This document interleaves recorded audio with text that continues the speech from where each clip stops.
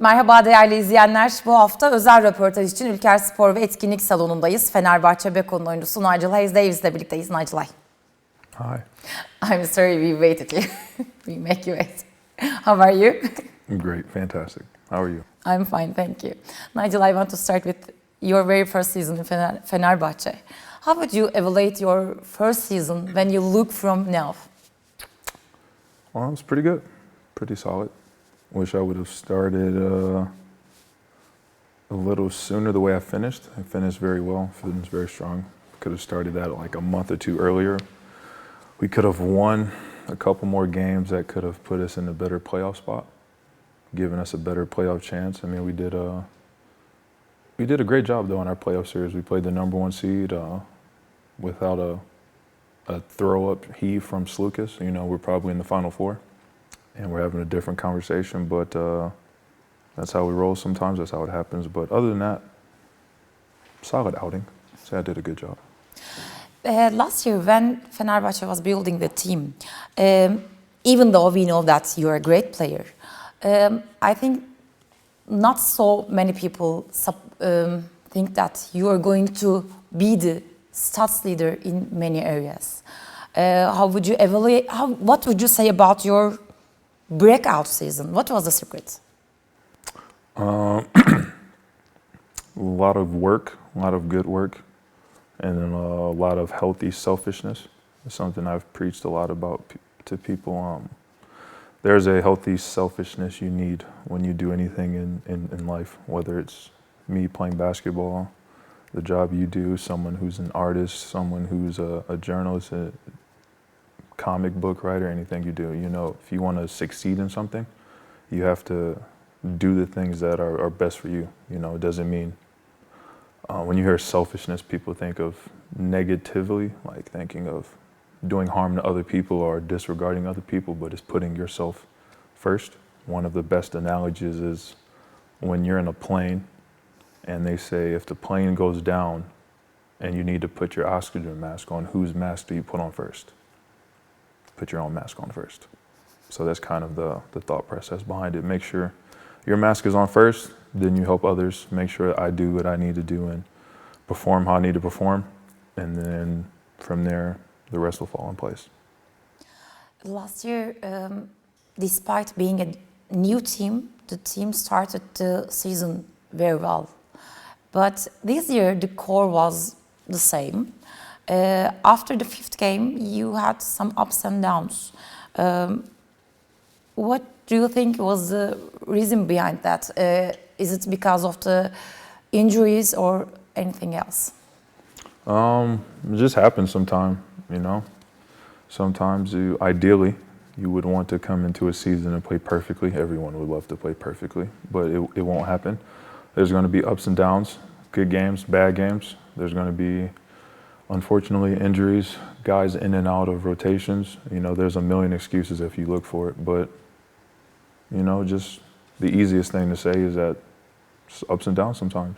Sometimes you'll play well. The idea is to play many games well in a row, but hey, sometimes there's a game or two or unfortunately maybe a month where things aren't really where they're supposed to be, but the beautiful thing is that no one's ever won the EuroLeague championship in November. So you got time. On November, the club decided to change the coach. Dimitris Itoudis left and Jasikevicius came. How was the process for you and for the team?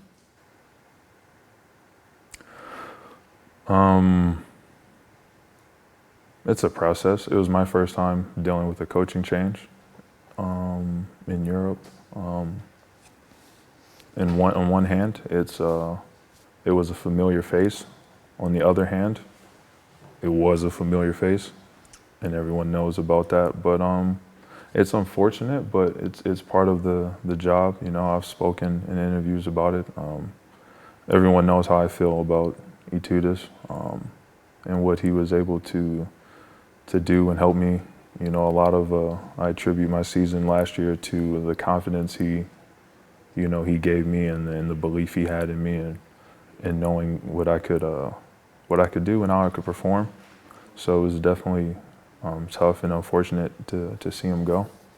But in a professional sense, we have to change gears. We have a new coach, one new staff member, as assistant coach, Tomas. I've played for both of them before in Jasikevicius and in Barcelona, so I'm familiar with them, and it's just more of a adjustment process in terms of hearing a new voice, new tactics, new schemes, different playing style, maybe different practice regimen, but at the end of the day, for me, it's still basketball, and the credit I've gained last year and the momentum I've been playing with, is just keep doing, what I'm doing, and things have been going, I guess you could say pretty well, except wish we would have won that last game. First Monaco, I really wanted that one, but other than that, everything's been, been as good as you can ask for, I think. As you mentioned, this is your third team with Sheraz. Is he the same guy that you left in Barcelona? No, we're both different, and that's really how life's supposed to go. There's a quote, don't know who said it, but if you're the same person you were at, 25 as you are 50, you've wasted 25 years. And even in a smaller scale, 2 years of life and life experiences should probably help you, mold you into, you don't have to do a complete 180, but there should be things you've picked up along the way to help you. And if you ask him and speak with him, he'll say the same thing the same way I'm saying the same thing, that, I'm a, completely different player. And I wouldn't be, honestly, what I am now if it wasn't for that experience in Barcelona. So try to live by the motto that everything that happens is good. You just have to figure out a way to see why it's good for you. After being available on all EuroLeague games last season, this season you missed 4 already because of the injury. How do you feel yourself after started to play again? I'm very annoyed because I was in a fantastic position where I felt unguardable. I was in a great rhythm, great flow. All the work that I put in this summer, and all the preparation was really, really showing itself. Team was playing very well. And, to go down like that, it's unfortunate. Prided myself on trying to be as healthy as possible and, can't control everything. But back now and more just trying to get my rhythm back, get back to where I was. These first couple of games have been kind of like in fast motion, Like before when I was playing, everything felt slow motion, it felt like I'm just running around. Everyone knows I listen to classical music before the game, so it felt like a nice song as I'm playing. And now these last 2 games, it feels like rock and roll, Guns N' Roses concert type of thing, which is not my great music, but it's not my style of playing. Like I don't want to feel like I'm running around playing catch up. I like the slow and calm. But the only thing that can cure that is reps and time. So hopefully it comes back sooner than later. When we check the minutes per game stats in your league, you are the second one who is taking the most minutes after Shane Larkin. Last year was almost the same. You are always being consistent and available in such a deep roster. What's the secret behind that? Being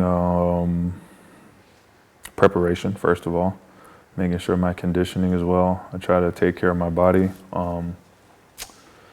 I had to use a favor today, and I sacrificed my stretching to do this interview. So my body's cold now, and stretching is a very vital part of longevity. So as I'm sitting here and my muscles are, locking up, I'm giving up some health to be here right now, but I'll do that for you. Thank you so much. No, you're very welcome. But no, it's the preparation, conditioning, stretching, taking care of the body, making sure I'm eating well, I'm sleeping well, and then on the court, just trying to be solid. There's no like secret recipe in terms of when you play a game of doing this or that. It's usually the team that is the most solid And then if you go down to, as you're mentioning, players, I just try to be as solid as possible. And then when I'm on the court, find a way to help my team. You know, sometimes it's by scoring the most points. Sometimes it's by guarding and rebounding and making sure I find others or communicating. So whatever needs to be done that particular game, I try to do. At this point, I think that we need to talk about nutrition. You're a vegan or vegetarian? I am a vegan. You're a vegan, and I assume that it's a little hard to find some proper foods, especially at away games. How can you maintain it? No, away games are easier, honestly. Yeah. We eat in the hotel, or most of the cities we go to are, as you would say, progressive is the term they use for veganism. So there's a lot of options usually, but I'm a pretty simple. I just want a good make your own salad. You know, you give me some like kale, quinoa, chickpeas, peppers in there, avocado, a little lime dressing on the top. If you get fancy, throw falafel in there. It's a good hearty meal. Eat your colors is what they say. I eat my colors, drink plenty of water. Recipe for success. Also, is it gluten free or? No, I cook oatmeal. Some of my favorite things to make is oatmeal, and I make a fantastic oatmeal, by the way. Probably top 3 in the world. And if it's gluten free, I'm okay with that. I don't seek out gluten free, but I don't mind if it is. My only really unhealthy habit is dessert. So I eat really healthy so I can eat dessert. You know, life's about balance. So I'm just trying to balance out that. Even some dietitians think that a professional player needs to have at least eggs, or at least taking some protein from dairies. You're a good example that people can eat healthy and being a good professional player. Yeah, I don't know. I'm not that vegan. I don't care what people eat. People always ask me like I'm Captain Vegan and I'm gonna go tell people be vegan. I don't care what you eat. Not you, but anyone. I don't care what you eat. It's what I choose to do. It works for me. You're interviewing me about how well I'm playing, so clearly it's working for me. Yeah. But I don't care what you eat. We'll go on the road and guys will eat a chicken sandwich and I'll go, man, that chicken sandwich smells great, looks delicious, but I don't eat it and that's okay. I was going to ask that. For example, when you go to Bursa, when Melih eats Iskender in front of you, or somewhere Nick eats hamburger, how do you feel? When we fly for our away games out of Istanbul airport, there's this restaurant called Slim Chickens. And about 6 of us go there every time before we leave. And I go and I sit there and I watch them all eat chicken sandwiches and we talk. And it's perfectly fine because I don't care. You know, it's whatever you want. They make fun of me for not eating chicken. It's not the other way around. Who is not following Nigel's healthy rules? Who eats junk food? Nigel doesn't have any healthy rules. Nigel just does what Nigel does. I don't say anything to anyone. I do not care what anyone eats. I get bullied a lot though. The main 2 bullies, Scotty and Nick. Why? I don't know. But what can you bully of them? Nothing. Scotty's franchise, so he's untouchable. He can do whatever he wants. And Nick's the greatest point guard in EuroLeague history. There's really not much I can do. I'm battling uphill with no hands. So. Okay, since we're talking about being healthy and available, you mentioned a little, but I need to ask about a little deeper about your pre-game routine. You came to arena like 3 hours before the game. Even you are having a camp, and you start to have a practice with classical music. Yes, it's calming and relaxing, and it helps me feel the game more. I haven't been able to do it since I've been injured, so now the game, like I told you, is Guns N' Roses, and I'm more Bach and Beethoven. So, but no, it's just growing up, you know, you hear stories about Kobe and he would come early and work out. So it was something that I was like, oh, man, obviously if the best do it, why wouldn't I do it? So I do it, come get a feel for the game. It gives me a chance to, if I'm feeling good, stay feeling good. And if I'm out there and I'm like, something doesn't feel right, I have a chance to get a better feeling and correct it before the game. And yeah, the music is just calming and relaxing. Like I said, if you watch even closer, when I'm doing all my footwork and moving, everything's in not even half speed, it's slower than half speed. And like I told you, that's how it feels, or that's how it felt before I got injured. Now I'm trying to get back to that spot. So a couple more of those sessions, I'll be back in a better spot, and I'll be more like a traffic guard instead of the one crossing the street. I'll be the one letting people cross the street. That's what I'm trying to get back to. Maybe February is a good month because you're going to have because it's Black History Month? No, at least I was gonna say it is. At least you're gonna have a week off. I hope so. I really do. Everyone knows that traveling is my peace of mind. I haven't been able to take many trips this year. That's probably why I got injured. Because when our coaching changed, man, it's not his fault, but there was just so much chaos. We didn't have any days off. And I didn't get to travel. And my body was like, what are we doing? Boom. Now you have to take time off. I said, I think in every off day, you're going somewhere with a backpack. I try. I really do. It's me, my suitcase, and my duffel, and we travel. It's not an easy job, first of all. I just want you to know that. Like, it's after a game. I have to spend like an hour searching and finding where I'm going because it depends on the weather, how far it is, what time practice is the next day. Are there flights available? Like, it's not easy, And when I leave at like 4 a.m. from my apartment to go to Istanbul airport, I don't sleep. I land at like 9 a.m. I'm going all day. As soon as I land, all day. Which countries did you travel in this 1.5 years? Pretty much, just name one, and I've been there. Rome was great, went there. Went to Alexandria last year, which was nice. I went to Malta this year. I've been wanting to go there for like a year. Very nice place, weather's fantastic. That place was great. Where else did I go? Did a lot of Eastern Europe. I went to Bulgaria, that was good.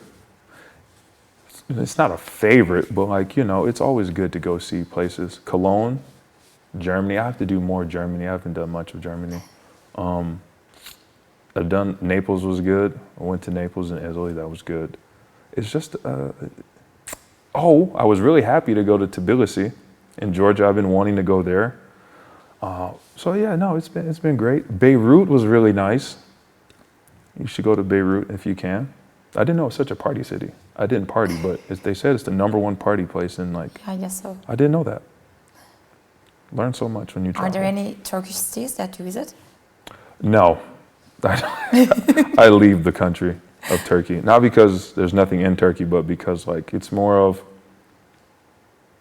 there's something better and refreshing to hear a new language and to see different culture and to see different faces and different foods and different things, not not what you'd be used to. And I always go to capital cities. I know Istanbul isn't the capital, but after Istanbul and Ankara, it's not like, like Konya, Rome. I'll give you some hints after the interview. Okay. Let me know. We are talking about a little off court, so I need to ask something else. You are using social media. You are very active, actually. But also, there is something different I want to ask. In almost, under almost your every share, everything you share, or the club shares anything, there is a familiar name under it. Your mother. Yeah, shout out. How does it feel to be followed so much? No, see, so actually, if you ask her, I've put her in timeout from social media because greatest woman I've ever met, fantastic. She supports everyone as if they were her child, which is great. And it's also funny because everyone's a grown man with their own kids, and she cheers for them like they're in high school. But she's extremely supportive, very passionate. And sometimes she says things like, "Hey, Mom, you can't say that, even if you're right, because you're my mother. So like whatever you say is taking an extra step, you know? Like if a random fan said it, it'd be like, nobody cares. It's like, no, Mom, you're not a random fan." And she goes, "Nobody knows who I am." "Mom, that's not true. People know who you are. They do. They talk about it. Mom, we're interviewing about you. So stop. I still love you." But yes, I have to put her in timeout from commenting on things. But she means so well, and I love her dearly. But yeah, she's the biggest fan of me, of course, and the biggest fan of any team that I'm on. And I would not be here without her. She's in the States, I guess. She is. Did you also take your kitten back from I States? did. I took my cat, Sly, back to America. He was happy to see a different part of the world. And then I brought him back. My friends, when they came, Chris brought him back. And he's great. He's so bad, though. He just scratched me yesterday, too. Like, I don't know if you can see that, but I went to go, as I'm going to get his nails clipped, he scratched me. He knew. But he's, I love my cat to death. I would never get another cat. Never. I would never get another cat. He's like so bad. It's like having a child, honestly. Like, I don't compare animals to children, but it's like having a child where if you don't look at him, you don't know what he's going to do. You know, like he'll jump on a counter, he'll knock something off, he'll scratch something, he'll chew something. And when you look at him, he doesn't move. But as soon as you look away, chaos. It's like a child, honestly. He's a little child. You never know. I know that you're always very focused on court, but nowadays you have something on your mind too.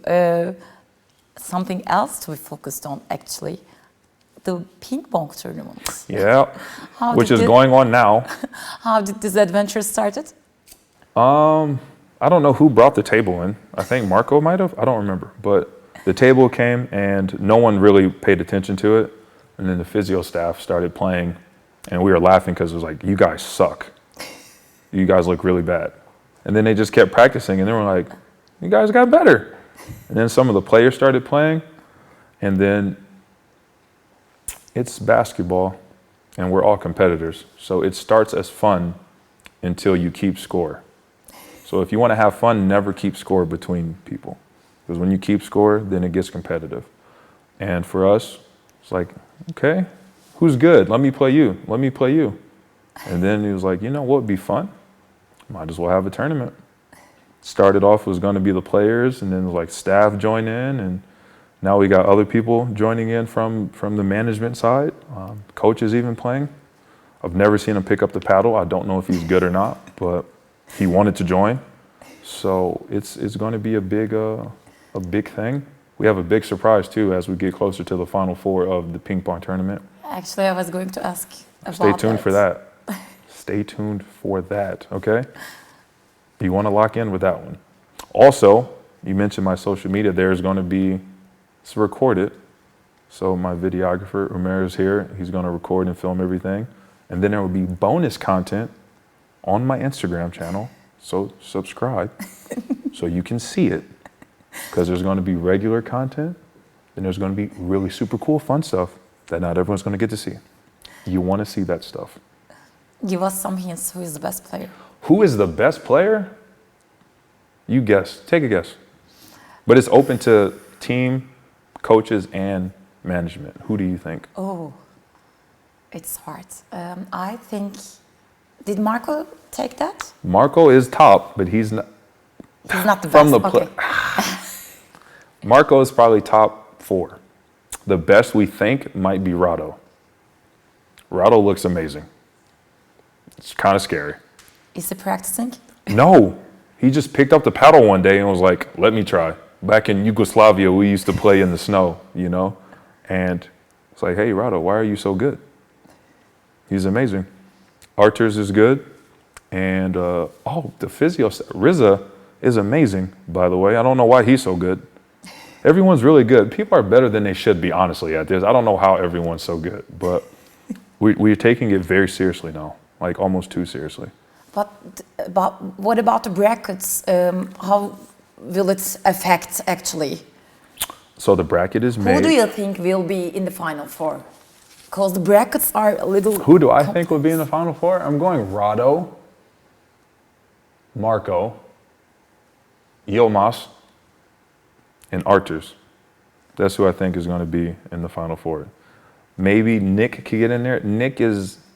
Nick's not very, he's not flashy or fancy, but he gets the job done. And he trash talks so much.